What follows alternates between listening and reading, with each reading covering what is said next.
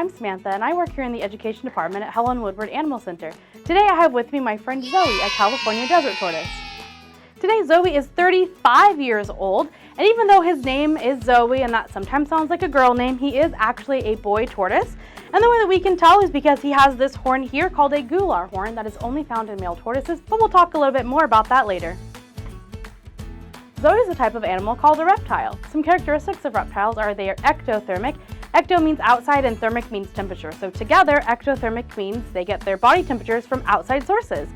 Reptiles also have scales that cover all of their body, and they have a spine or backbone, which means they are vertebrates.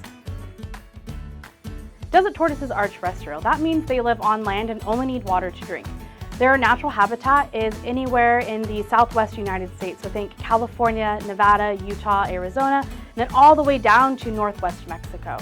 In the desert, there are a lot of different communities that are made up of different vegetation and soil composition, so within that you find different isolated populations of desert tortoises, sort of like little cities. One city there can be up to 250 tortoises in 1 square mile.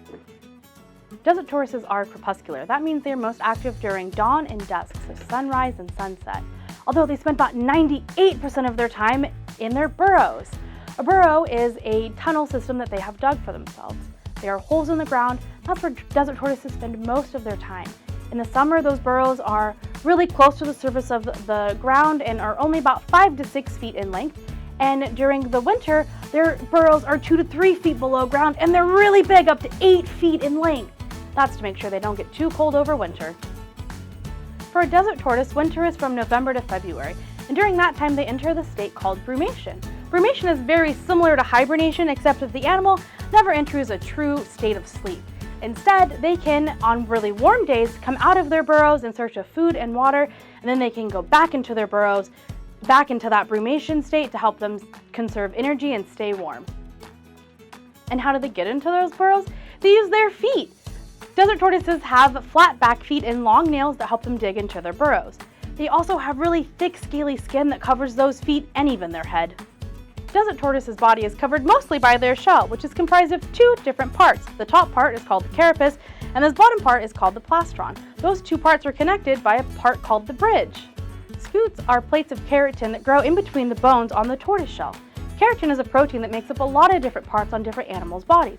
In humans, it makes up our fingernails and our hair. To get an idea of what this tortoise shell feels like, you can go ahead and rub your fingernail right now. As a tortoise grows, more and more layers of keratin are added underneath the existing shells. While we can't use the growth rings to count the years the tortoise has been alive, like a tree, we can use them as a way to determine how much or little food a tortoise has had in each season. More food equals more growth, and less food equals less growth. Desert tortoises are sexually dimorphic. That means that you can tell the difference between the males and females just by looking at them.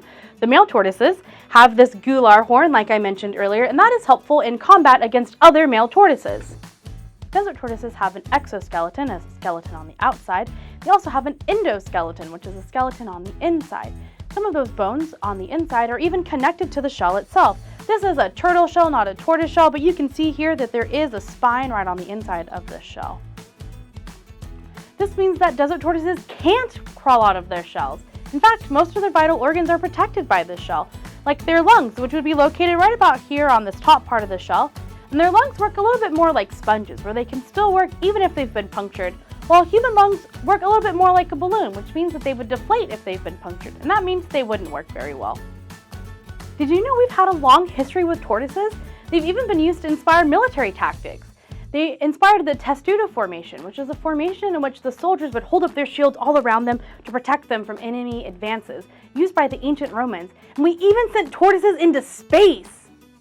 But despite this, desert tortoises are listed as vulnerable on the IUCN, or the International Union for Conservation of Nature's Red List, and threatened under the Endangered Species Act. Desert tortoises have always had predators to worry about, things like coyotes and foxes, badgers, roadrunners, and even golden eagles. But now, as humans are moving into those spaces, we're bringing with them new predators, things like our pets, our cats and our dogs, and even some other animals like ravens, who have learned that where humans go, our food and trash go too, and they love to eat our food and trash. Another threat they face is illegal collection for the pet trade. It is illegal for you to take and keep a wild animal as a pet. However, if you come across an animal that you believe may be too young or too injured to survive on its own, the best thing you can do for that animal is contact a local wildlife rehabilitator. This is a trained professional who's going to know the best way to take care of this animal and help them get back into their natural habitat.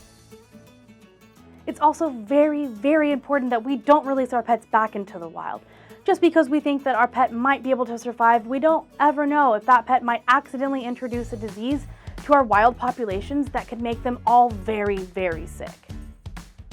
And while it isn't ideal that these guys are listed as vulnerable and threatened, it does benefit them, as now they are listed as an animal that has a higher need of being protected, which means that they may get more funds to help with conservation efforts such as habitat protections. Remember, your voice matters. Here are some ways that you can help. First thing we can do is pick up our trash so our tortoise friends don't eat them. Another thing we can do is we can ask our local and county governments to educate residents and businesses on ways that they can help prevent ravens from getting into their trash, and other ways that they can help limit the resources that ravens have access to. Thank you so much for joining me today and learning all about my friend Zoey. Goodbye from Zoey and I. Hope to see you in the next episode.